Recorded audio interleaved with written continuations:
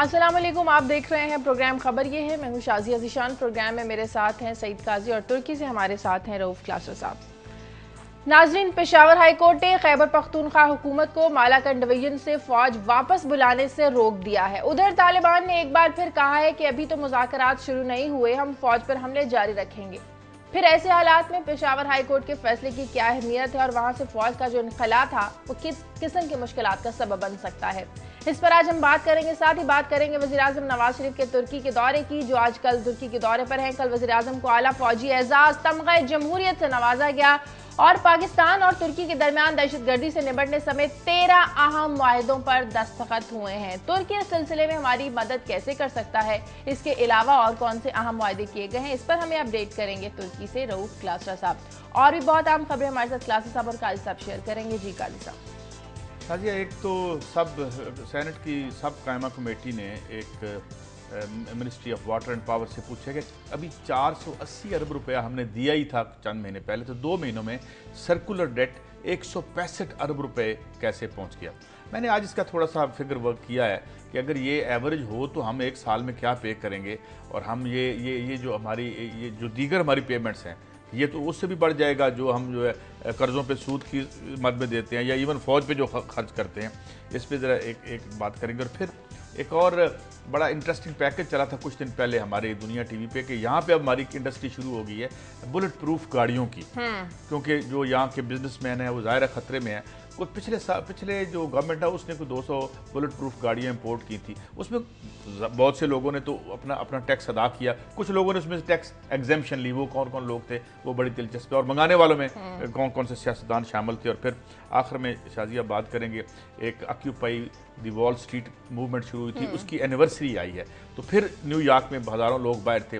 मगर आज हम इस खबर को जोड़ के देखेंगे कि जिस वजह से ये तहरीक शुरू हुई थी पावर्टी की वजह से, उसके फिगर्स क्या हैं। CBS की एक रिपोर्ट हम अपने नाज़रीन से शेयर करेंगे कि गुर्बत किस तरह अमेरिका में भी बढ़ रही है।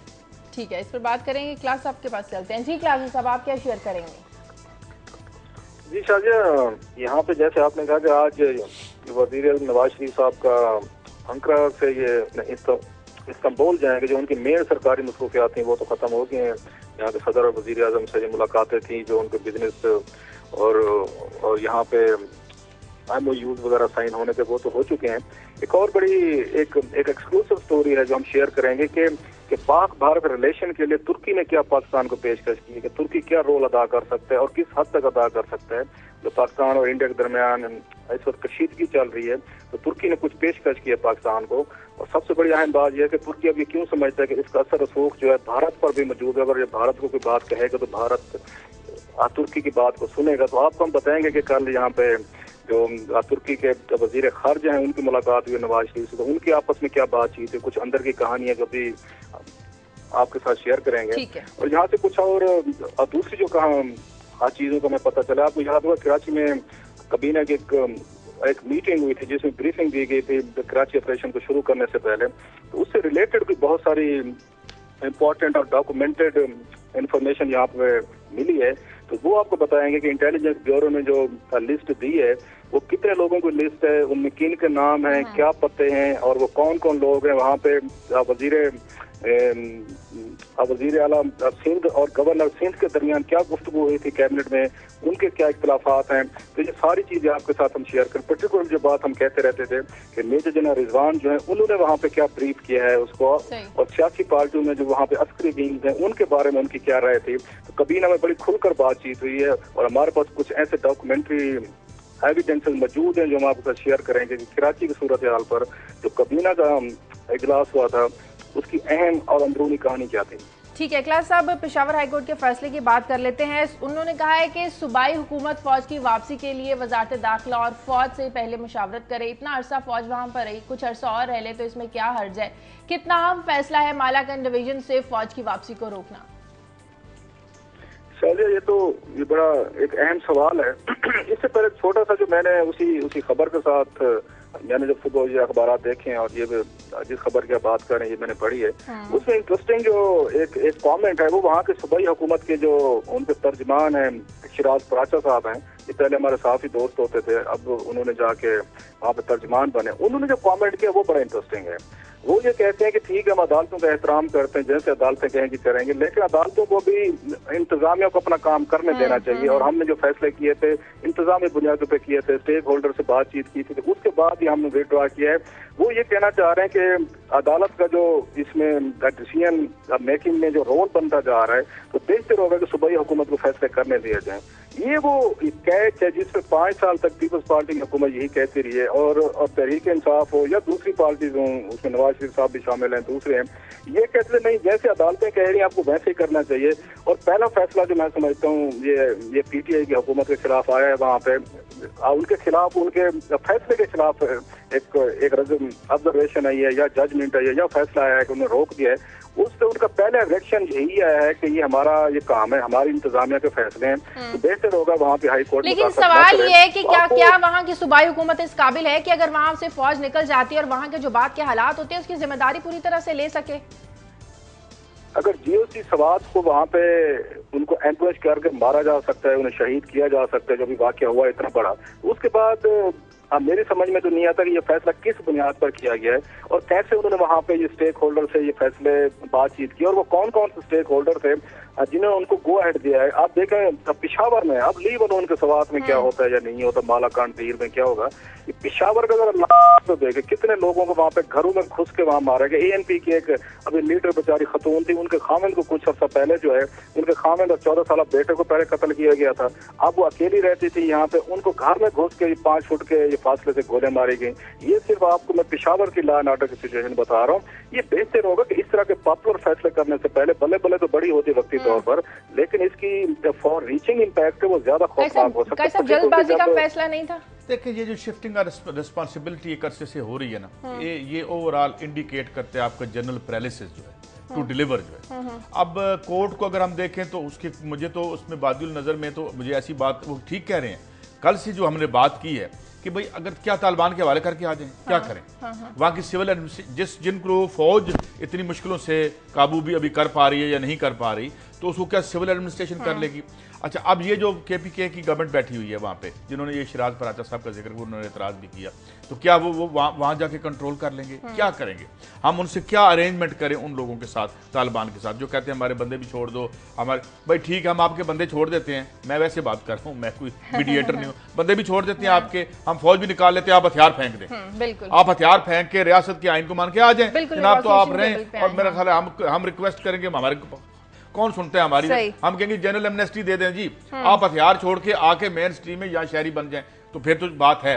तो अब ये है कि जो पैरालिसिस है हमारा, पिछली जो गवर्नमेंट 5 साल की गुजरी, वो कहती है हमें तो कोर्ट ने कुछ नहीं करने दिया। अच्छा जी, अच्छा अब वो नहीं करते तो कोर्ट इंटरवीन करती है, सारी दुनिया कोर्ट की तरफ देखती है। ओवरऑल वही जो बात मैंने जहाँ से शुरू की थी कि ओवरऑल पैरालिसिस है, इनसे नहीं हो रहा, और मुझे लगता है कि they are not equal to the occasion. ये इनके ये अब सवाल अवाम उठाना शुरू हो गया कि ये कर सकते हैं या नहीं। ठीक है, मुझे ब्रेक लेनी है। ब्रेक के बाद जब वापस आएंगे तो बात करेंगे कि तालिबान कहते हैं कि अभी हमारे मुज़ाकरात शुरू नहीं हुए, हम फौज पर हमले जारी रखेंगे। उधर नून लीग के जो रहनुमा है जावेद अहमद फराचा, वो कहते हैं कि हुकूमत और तालिबान के दरमियान मुज़ाकरात शुरू हो गए हैं। ये कैसी कन्फ्यूजन है, इस पर बात करेंगे एक ब्रेक के बाद।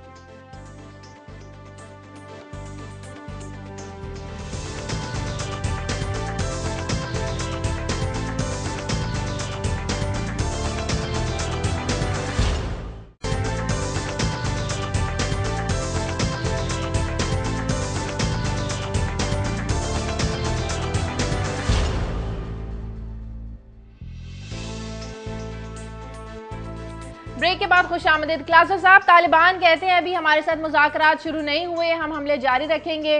नून लीग के रहनुमा कह रहे हैं कि हमारे और तालिबान के दरमियान मुज़ाकरात शुरू हो गई। किस किस्म की कन्फ्यूजन क्रिएट करने की कोशिश की जा रही है, कौन सी मीठी गोली देने की कोशिश की जा रही है?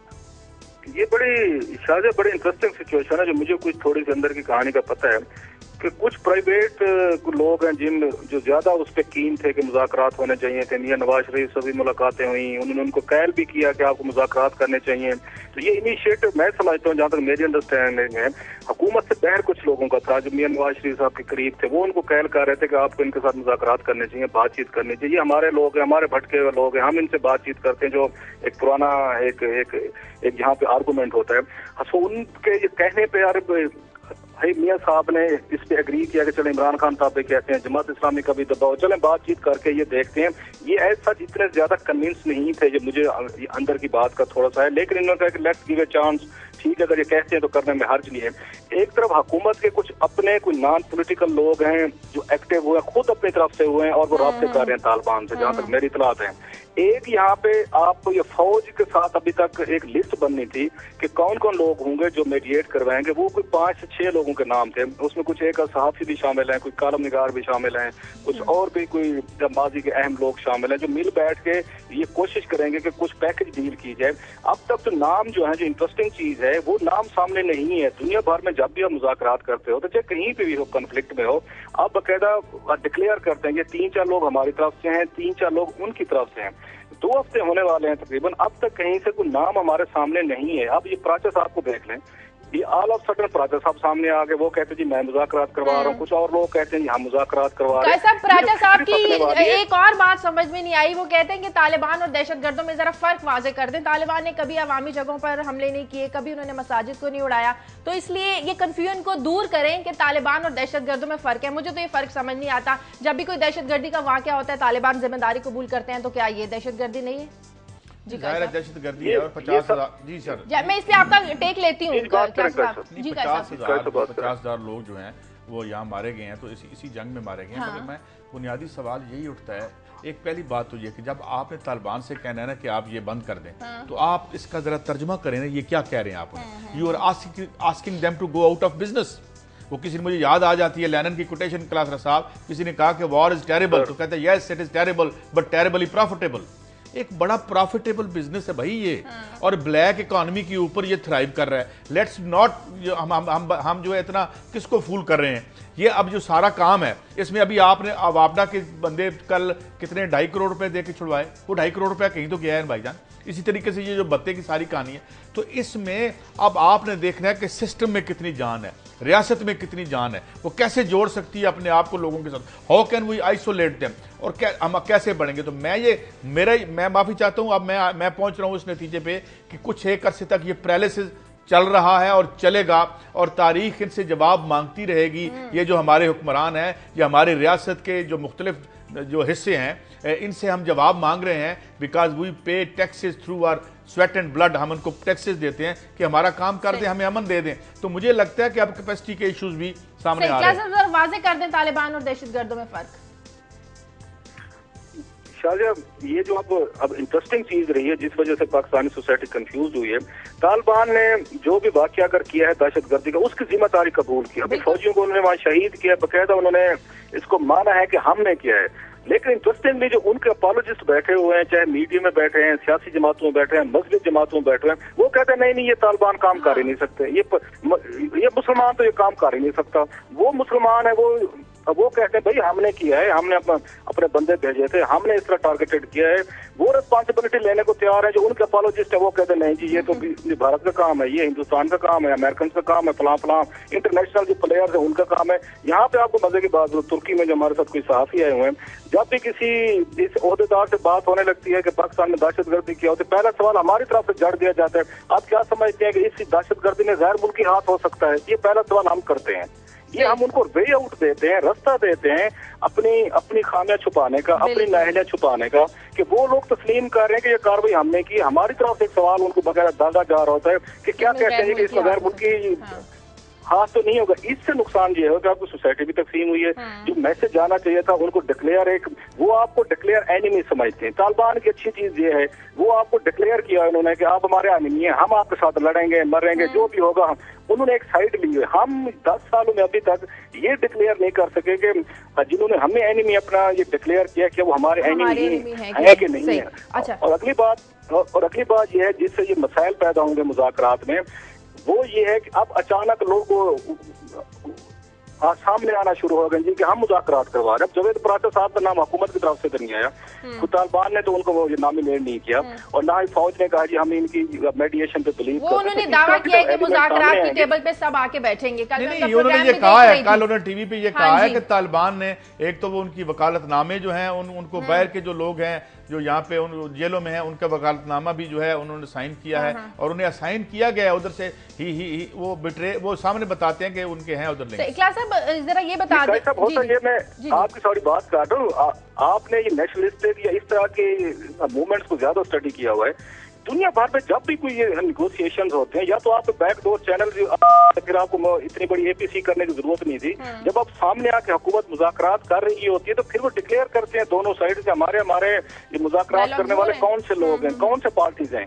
अभी तक हुकूमत की तरफ से हमारी फौज ने बैठ के कोई लिस्ट जारी नहीं की कि हमारी तरफ से ABCD है वो मुज़ाकरात करेंगे, ना तालिबान की तरफ से कोई लिस्ट है कि ये 3-4 लोग हैं वो मुज़ाकरात करेंगे। ये कुछ प्राइवेट इंडिविजुअल्स हैं वो आके दावे कर रहे हैं।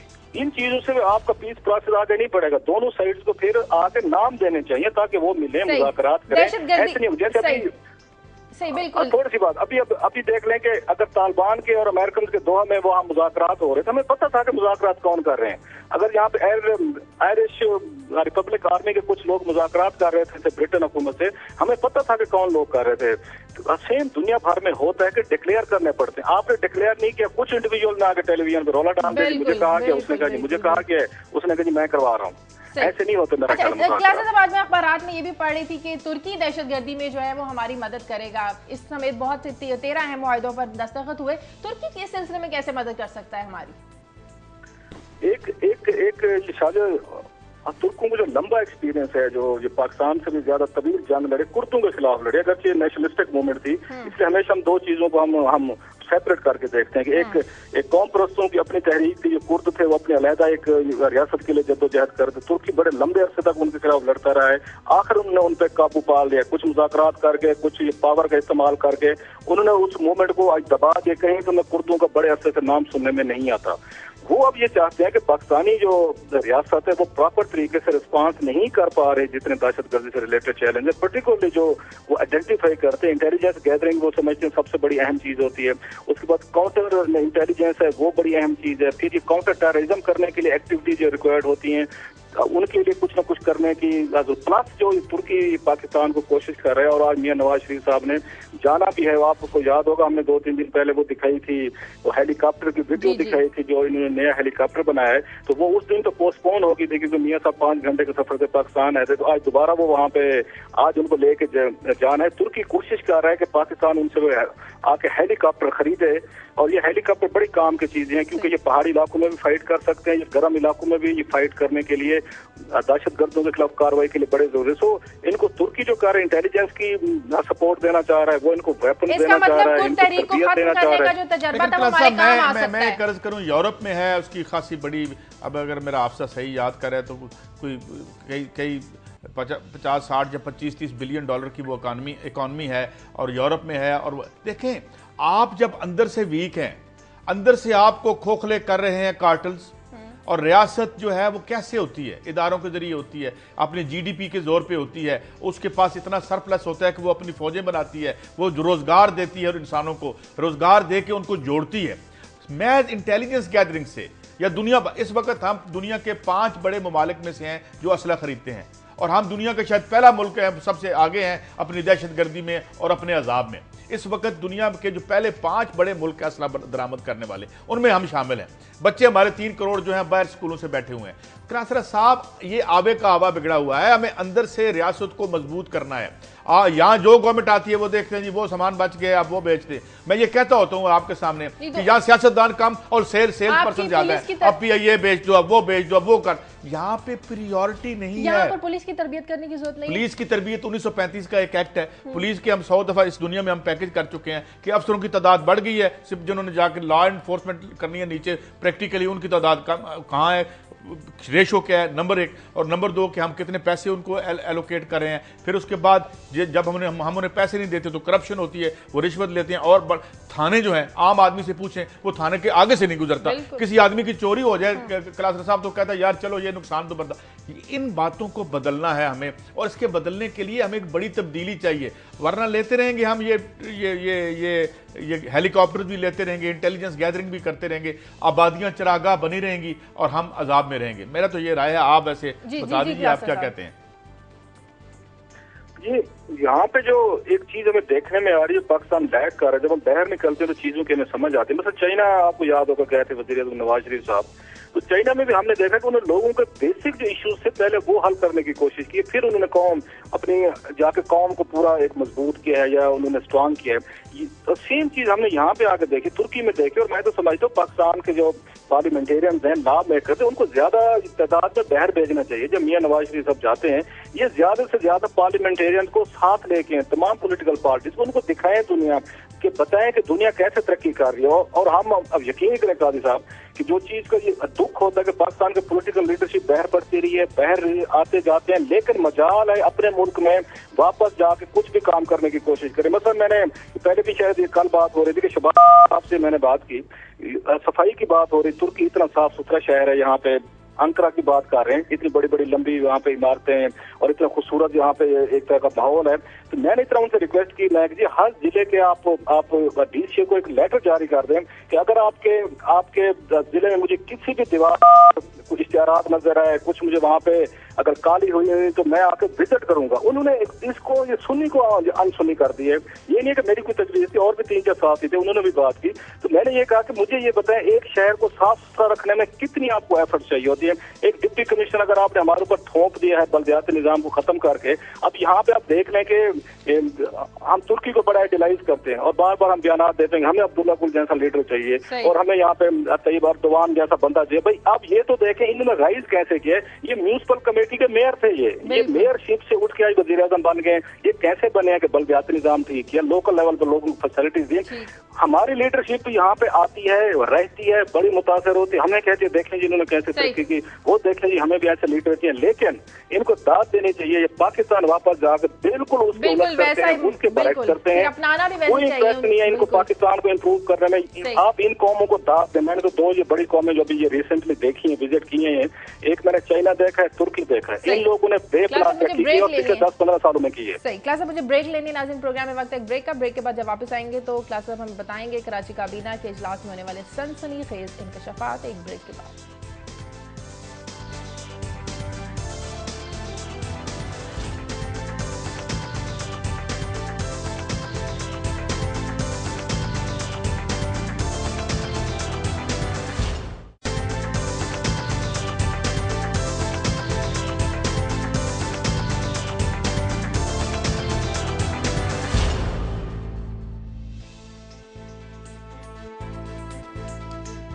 ब्रेक के बाद खुश आमदीद जी। क्लासेस साहब, कराची में काबीना का जो इजलास हुआ, क्या इंकशाफात किए गए इसमें? जी शाजिया, कुछ बड़ी अहम यहाँ पे हमारे पास कुछ डॉक्यूमेंट्स अवेलेबल हुए हैं। अगरचे मैं यहाँ पे अंकरा में हूँ, लेकिन कुछ मेरे सोर्सेज अभी भी कोई क्रेडिबल हैं जिन्होंने मुझे कुछ चीजें फराहम की हैं कि जो काबीना का इजलास हुआ था कराची में, जिसको नवाज शरीफ साहब ने वहाँ पे ये चेयर की थी, तो उसमें नवाज शरीफ साहब ने जो फैसले किए, डिस्कशन हुई, पर्टिकुलरली 3-4 बड़ी वहाँ पर डिस्कशन हुई इंपॉर्टेंट। एक तो वजीर आला सिंध से कैम अली शाह साहब ने बड़ी खुलकर बात की इस इजलास में, और जो हमारा उनके बारे में इंप्रेशन है कि वो शायद वो लेजी हैं, सिचुएशन नहीं समझते, चीजों का नहीं पता। तो इस मीटिंग में जो कुछ उन्होंने बातें की हैं तो वो तो कुछ और तस्वीर पेश कर रही हैं। और सबसे ज्यादा बात जो अहम है मेरा ख्याल है, जो ही वजीर आला कैम अली शाह ने अपनी गुफ्तगू ये खत्म किया, उसके बाद गवर्नर सिंध उनके इशरत रिबात को कहा गया कि बाबत है, उन्होंने ये वजीर आला साहब से बिल्कुल 180 के दर्जे पर जाकर लाइन ली कि कराची का क्या मसला है। तो आप ये देख लें कि पिछले तकरीबन 6 सालों से ज्यादा है, एक चीफ मिनिस्टर है वहाँ पे, एक गवर्नर है, इकट्ठे काम कर रहे हैं। उन दोनों को कराची के मसले पर 6 सालों में हमआहंगी नहीं हो सकी, और दोनों का मुख्तलिफ आइडियाज है कि कराची में जो क्राइम है, कराची में दहशतगर्दी है, वो किस वजह से बढ़ी है। मैं उसमें भी अभी बताता हूँ उनका कहाँ पे क्या डिफरेंस ऑफ ओपिनियन था जो कैबिनेट में उन्होंने बताया। इंपॉर्टेंट ब्रीफिंग जो वहाँ पे दी गई, एक इंटेलिजेंस ब्यूरो ने दी वहाँ पे, जिसको हम IP कहते हैं, और जो मॉडल फॉलो करने की कोशिश की गई कराची में। आपको याद होगा जब बेनजीर भुट्टो दौर में जनरल नसीरुल्लाह बाबर साहब वजीर दाखिला थे, शोएब सडल को DAG लगाया गया था। जो स्ट्रेटेजी उन्होंने अडॉप्ट की थी, इसी हुकूमत ने दोबारा उसी स्ट्रेटेजी को रिवाइव करने की कोशिश की है। जो काबीना के सामने चीजें रखी गई, मसलन उनका ये कहना था कि हम तो ये समझते रहे कि शायद इस पूरे ऑपरेशन में ISI या मिलिट्री इंटेलिजेंस MIA जो है उसको भी शामिल किया गया, लेकिन जो काबीना के सामने चीजें रखी गई है उससे ये पता चलता है इंटेलिजेंस ब्यूरो जो है उसका ये मरकजी इसमें रोल है, किरदार है इस पूरे ऑपरेशन में, जैसा कि नसीरुल्लाह बाबर और शोएब सडल साहब ने उस वक्त किया था। और इंटेलिजेंस ब्यूरो ने एक ब्रीफिंग जो दी है, उस ब्रीफिंग में उन्होंने 428 के करीब नाम पेश किए हैं काबीना के सामने, एक लिस्ट पेश की गई है और जिसमें बताया गया कि ये वो टारगेटेड किलिंग करने वाले लोग हैं। और इंटरेस्टिंग चीज जो है काजी साहब उसमें देखने वाली, उसमें उनके एक एक नाम है, एक एक का पता एड्रेस भी शामिल है। इंटेलिजेंस ब्यूरो ने कहा कि ये वो लोग हैं, ये इनके नाम हैं, ये इनके एड्रेसेस हैं, फला फला जगह पे रहते हैं, ये लिस्ट में अगर आप ऑपरेशन करना चाहते हैं। और वो जो लिस्ट है वो हवाले की गई है वहाँ पे डीजी रेंजर्स के, क्योंकि आप कर रहे हैं ऑपरेशन, आप इसको वो आके कंडक्ट करें।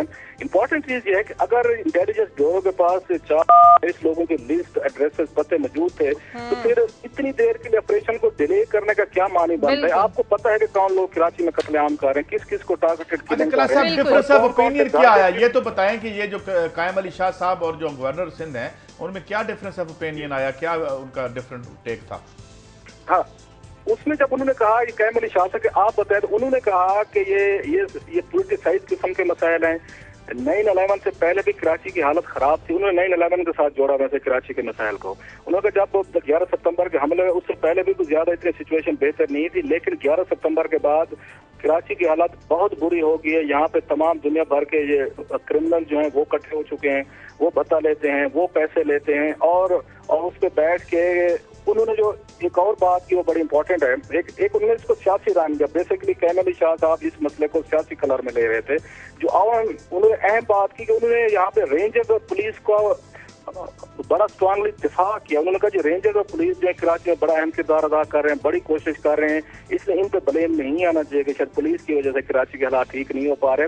लेकिन वो ये भी नहीं बता रहे थे कि फिर अगर पुलिस और रेंजर वहाँ पे काम ठीक कर रहे हैं तो फिर क्यों ये रेंजर्स बार बार कहते थे कि हमारे ऊपर एक सियासी दबाव आता है और हमें काम नहीं करने दिया जाता। और मेजर जनरल रिजवान जो कहते थे अगर हमें फ्री हैंड दे दिया जाए तो हम कराची के हालात ठीक कर देंगे। लेकिन साहब अभी जो आप बता रहे हैं कि इंटेलिजेंस ब्यूरो के पास इतनी ऑथेंटिक मालूमात है, फिर तो कोई सवाल रह ही नहीं जाता कि कराची में जराइम का खात्मा ना हो सके, वहाँ पे दहशतगर्दों का सफाया ना हो सके। मैं वही कह रहा हूँ, इसका मतलब ये कि सियासतदान कहीं ना कहीं पे इस पूरे ऑपरेशन को उन लोगों के खिलाफ कार्रवाई को रोक रहे थे जो वहाँ पे सिंध के रूलिंग लीड बैठी थी, वो काम नहीं करने दे रही थी। अगर इंटेलिजेंस ब्यूरो के पास 428 लोगों का नाम मौजूद है, एड्रेसेस मौजूद है, नाम होना कोई बड़ी बात नहीं, आप तो लिख दें, मेरा लिख दें, किसी का लिख दें। इसके साथ जी बोले, इसके साथ जो गवर्नर इश्रत ने बात की, उन्होंने बिल्कुल टोटल कहा, उन्होंने ये बात गलत है कि यहाँ पे सियासी तौर पर कुछ एक्टिविस्ट इन्वॉल्व हैं या इसमें पॉलिटिकल पार्टीज हैं, उनके कुछ दहशतगर्द उनके विंग्स हैं या ये लोग हैं। उनका ये कहना था कि हरगिज़ ये मसला जो है सियासी नहीं है।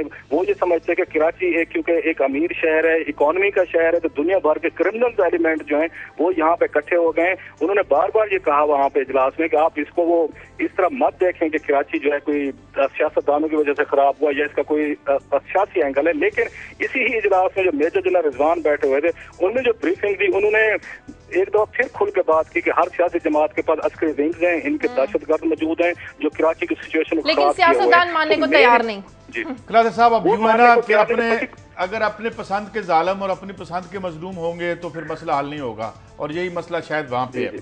जी अच्छा, आगे बढ़ते हैं, मैं आगे चलूं। जी बिल्कुल। अच्छा खलासा साहब, मैं ये एक स्टोरी जो मौला बख्श चांडियो साहब एक सब कमेटी के हेड हैं, इन्होंने एक ministry of water and power से बात पूछी है, पुरसिश की है कि हुजूर ये 165 अरब रुपए का डेट फिर कैसे बढ़ गया?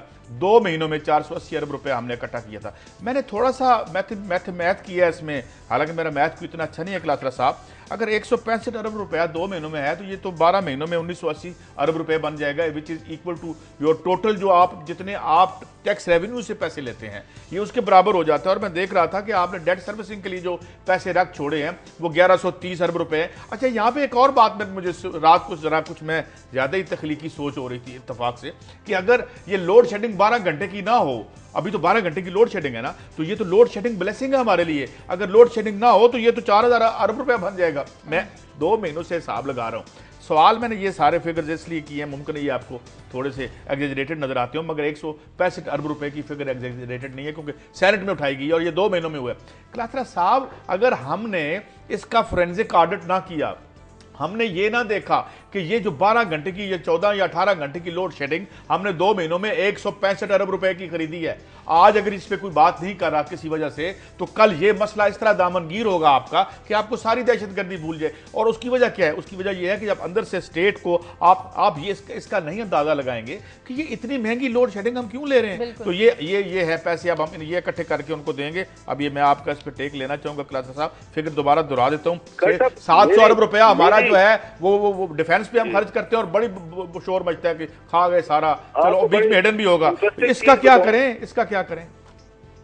मेरी होगी बाई चांस डॉक्टर वकार मसूद साहब हैं, वो सेक्रेटरी फाइनेंस हैं, तो मेरी एक होटल में मुलाकात होगी बाई चांस। उन्होंने मुझे बकायदा गिला किया और वो हमारा प्रोग्राम, उन्होंने कहा मैं रेगुलर आपका प्रोग्राम जो है डॉक्टर वकार मसूद कहते हैं और बड़े टॉप के फाइनेंशियल विजिट हैं, वो ये कहते हैं कि मैं सारा प्रोग्राम आपका डेली देखता हूँ बैठ के। उनको शिकायत ये थी कि जी आपने ये कहा है कि हम ये पैसे कहाँ से ले आए। उनका ये कहना था कि क्लास साहब आप लोगों को समझ नहीं आती, आप इकॉनमी नहीं समझते। पहले भी आपके साथ एक दो इश्यूज हुए थे, आप कुछ और कह रहे होते हैं, हुकूमतें किसी और तरीके से चलती हैं, फाइनेंशियल मैटर्स और हैं, टेक्निकल होते हैं। तो मैं सर आप बताएं ना ये पैसा कहाँ से 500 अरब रुपया आपने निकाला और सर्कुलर डेट के दिया। उन्होंने कहा जी ये सेविंग होती है, हुकूमत की सेविंग होती है, तो हम सेविंग से हम पैसा निकाला। मैं सर कौन कौन से महकमे की कितनी कितनी सेविंग से आपने पैसा निकाला है? अच्छा एक मिनट मुझे दीजिएगा, इसमें आपकी स्टोरी का जिक्र है। एक ये जो नंदीपुर के बारे में ना सब कमेटी ने और भी सवाल उठाया कि ये भी हमें बताया जाए कि नंदीपुर पावर प्रोजेक्ट जो आपने स्टोरी की थी कि इसमें पैसे कैसे बढ़ गए हैं। और साथ उन्होंने ये भी पूछा है, मौला बख्श चांडियो साहब कहते हैं जी हमें पता करके बताएं कि किन किन आईपीपीज को पैसे दिए गए। ये तो खैर मेरे ख्याल में उन्होंने डाल दिया, लेकिन उनकी पहले क्या कैपेसिटी थी, जब पैसे देने से पहले क्या थी और अब क्या? ये सवाल है, ये उनके जवाब। ब्रेक लें जी क्लास साहब। जी ब्रेक पे अगर जा रहे हैं तो क्यों मैं डॉक्टर वकार मसूद साहब को जो पॉइंट ऑफ व्यू वो मैं थोड़ा सा बताना चाह रहा हूँ, वो बड़ा अहम है समझने के लिए कि हम गलत सोच रहे हैं या वो हमें चीजें बताने को तैयार नहीं है। जी हाँ। इसमें मेरा ख्याल थोड़ा सा ब्रेक के बाद में बात करना चाहूंगा कि मामला कहाँ पे अटका हुआ है। ठीक है, ब्रेक लेते हैं नाज़रीन, ब्रेक के बाद आकर बात करते हैं। और खास तौर पर क्लास साहब हमें ये भी बताएंगे कि तुर्की ने पाक भारत ताल्लुकात में क्या पेशकश की है, ये भी शेयर करेंगे एक ब्रेक के बाद।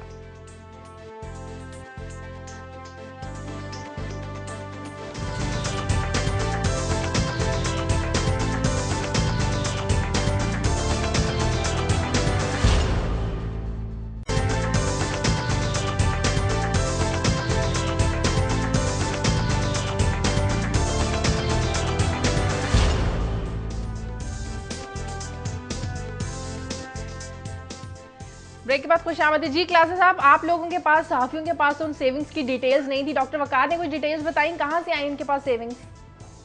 नहीं, मैंने ये सवाल पूछा उनसे, मैं डॉक्टर साहब अगर सेविंग आपने निकाली है तो हमें बता दें कि कौन कौन से महकमे से निकाली गई। शेख रशीद ने क्वेश्चन भी पूछा था कौमी असेंबली में, तो कहते जी हमने उनका जवाब दे दिया था। कहते आप भी उस दिन वही बात कह रहे थे जी कि हम बता नहीं रहे कि पैसा कहाँ से आ रहा है। और उसी दिन वजीर खजाना इसाक डार साहब ने का बयान अखबार में छपा हुआ था कि देखें जी कि हमने सेविंग से पैसा निकाला है। और मैं सर मान लिया सेविंग से निकाला है, लेकिन ये मुझे बता दें सेविंग किस किस महकमे से आपने कितने अरब रुपए उठाए हैं। तो इस पर उन्होंने ऐसा मुझे जवाब नहीं दिया। तो मैं सर मैं बता दे तो एक सेविंग का तो मुझे पता है, मैं कि आपने वहाँ यूनिवर्सल सपोर्ट फंड से 62 अरब रुपए जो पड़े थे आपने कंसोलिडेटेड फंड में तकसीम करके वहां से उठा लिए। वो पैसा मैंने कहा देहातों में लगना था आईटी के लिए कि आपने प्रमोट करना था। तो डॉक्टर साहब को ये कहना था जी कि हमारे पास जो पैसा होता है ये ओवरऑल तो फेडरल हुकूमत का पैसा है और वैसे यूएसएफ ये फंड में पड़ा हुआ तो इस्तेमाल नहीं हो रहा था। अगर हमने इसको कंसोलिडेटेड फंड में कर दिया तो ये भी सेविंग हमारी तौर पर आएगी। तो मैं सर फिर आप एलोकेशन करते होते हैं एक एक महकमे के लिए, एक एक फील्ड के लिए कि किस किस को क्या जाएगा। अगर आपने सारा पैसा कंसोलिडेटेड फंड में रखना है फिर एलोकेशन ना किया करें, फिर मुख्तलिफ प्रोजेक्ट्स के लिए, मुख्तलिफ चीजों के लिए, तनख्वाहों के लिए, वट एवर जो भी है आप एलोकेशन करते हैं। हमें बताने में क्या हर्ज है कि 5 अरब रुपया जैसे अब आपको जैसे हमें पता चल गया कि यूएसएफ फंड से आपने 62 अरब रुपया निकाला है, तो ऐसे ही दूसरे महकमों की हमें लिस्ट दे दें कि फलां से हमने इतना निकाला है। हम ये तो नहीं कह रहे आपने गलत किया है, सही किया, लेट द पीपल जज इट। एटलीस्ट हमें इतना तो बताएं कि ये ओवरनाइट 5 अरब रुपए की सेविंग कौन से महकमों से निकलाई है। लेकिन एक बात और भी है, कल मैं सुन रहा था एक में तू हमारे डॉक्टर को रिक्वेस्ट की, मैंने कहा जी आप आके हमारे प्रोग्राम में बात करना चाहते हैं, एक्सप्लेन करना चाहते हैं, हम आपको किसी वक्त बात कर लेंगे, आप हमें बताएं कि वो सेविंग कहाँ से नहीं है, किधर से आपने निकाले पैसे। अच्छा नहीं, एक बात और भी है, जैसे आगे की बात ये कि आप तो लोग शुगर मिलें छोड़ के आईपीपीज लगा रहे हैं, देखिए ना अभी मैं बता रहे थे मुझे सुखार में, तो कभी हम तफसील वो भी आगे बढ़ते हैं। क्लास साहब तुर्की ने क्या पेशकश किया पाक भारत ताल्लुकात में?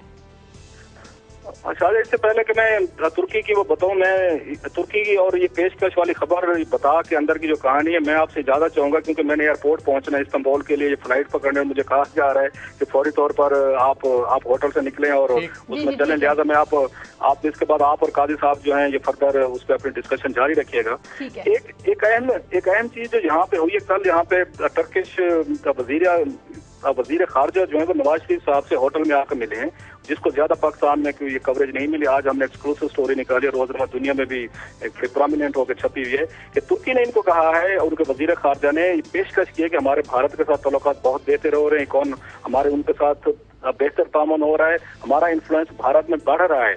अगर आप चाहते हैं तो सलमान खुर्शीद साहब जो हैं भारत के वजीर खारजा, उनसे मुलाकात हुई थी तुर्की के वजीर खारजा की, और इनका ये कहना था हमने भारत को आपसे कहे बगैर पहले ही कन्वे कर दिया कि तुर्की और पाकिस्तान की रिवायती दोस्ती तो अपनी जगह पे है, लेकिन हमारे ये रिसेंट पास में हमारे पाकिस्तान के अंदर मफादात ज्यादा बढ़ रहे हैं, चाहे अफगानिस्तान रिलेटेड हो या पाकिस्तान के अंदर इन्वेस्टमेंट हो। आप तुर्की का जो रुख है वो जनूबी एशिया में पाकिस्तान की तरफ ज्यादा है।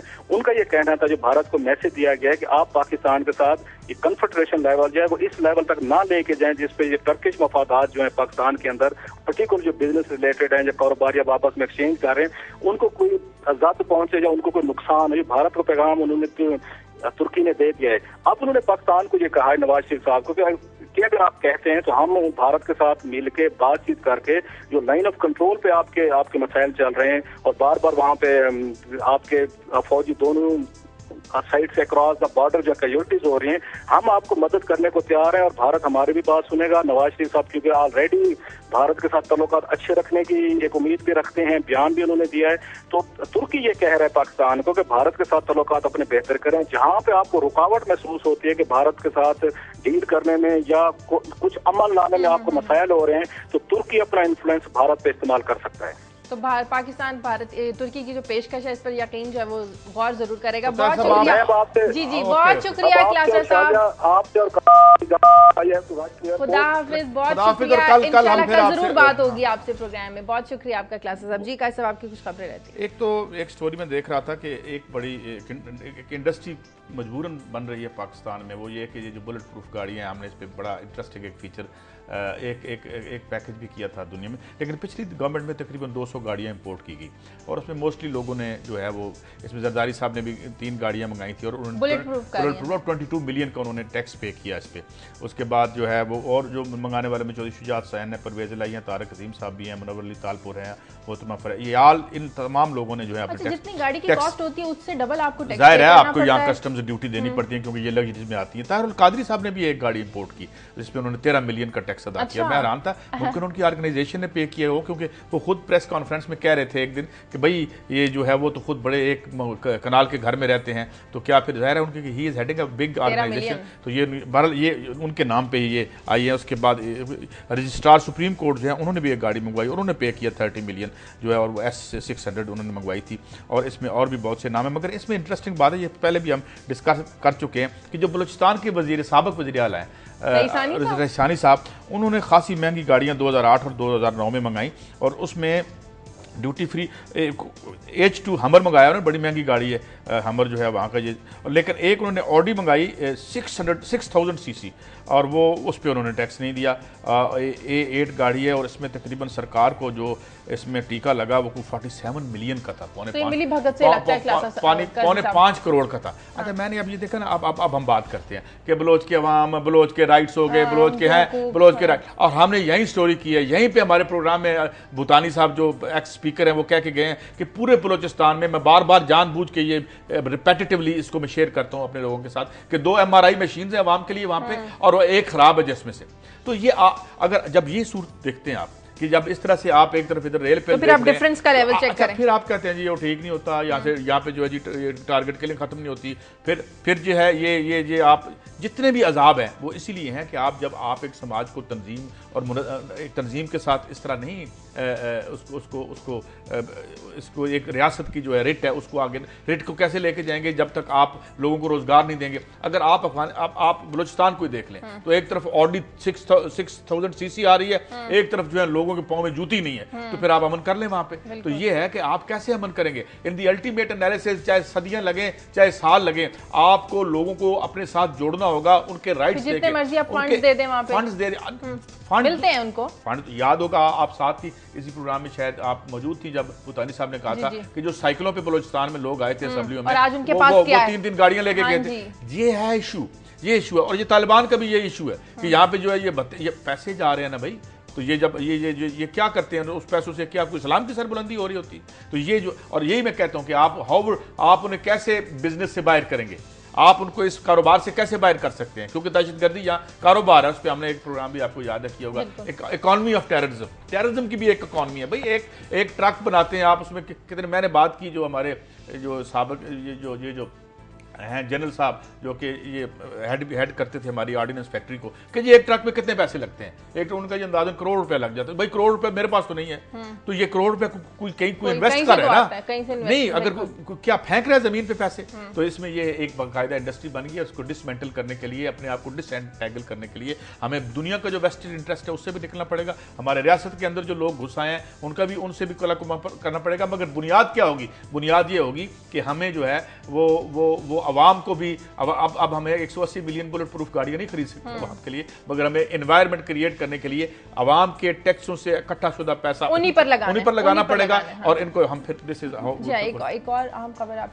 हाँ, एक स्टोरी और मैंने आज की थी कि कल वाशिंगटन डीसी में शादी, ये भी अजाब एक जैसे हम, चाहे अमेरिका हो या चाहे पाकिस्तान हो या कोई जगह हो, वहाँ पे कल एनिवर्सरी थी जो है ना उनकी ऑक्यूपाई वॉल स्ट्रीट, एक बहुत बड़ी मूवमेंट चली थी और पूरी दुनिया में फैल गई थी। और एक दिन में ही वो जो है चंद लम्हों में हर कैपिटल में वो मूवमेंट, तो उसकी एनिवर्सरी पे फिर हज़ारों लोग न्यूयॉर्क में बाहर निकले हैं। ये तो एक अलग बात, मगर बात ये है कि क्या वक्ती तौर पे वो मूवमेंट बैठ गई है, लेकिन क्या अमेरिका में गुर्बत कम हुई है? तो अमेरिका के पास एक फिगर CBS का आपसे शेयर करके फिर आप चलते हैं कि ये 5 में से 4 अमेरिकी जो हैं वो किसी न किसी तरह गुर्बत का और इनसिक्योरिटी का शिकार रहते हैं। और जब तक ये मसला है, ये मूवमेंट कभी फिर अरप्ट हो सकती है। प्रोग्राम का वक्त खत्म हो गया। बहुत शुक्रिया कायस साहब। नाज़रीन, प्रोग्राम के लिए आप हमें फीडबैक दीजिए। खबर@दुनिया TV.tv पर। कल तक के लिए इजाजत दीजिए। अल्लाह हाफिज।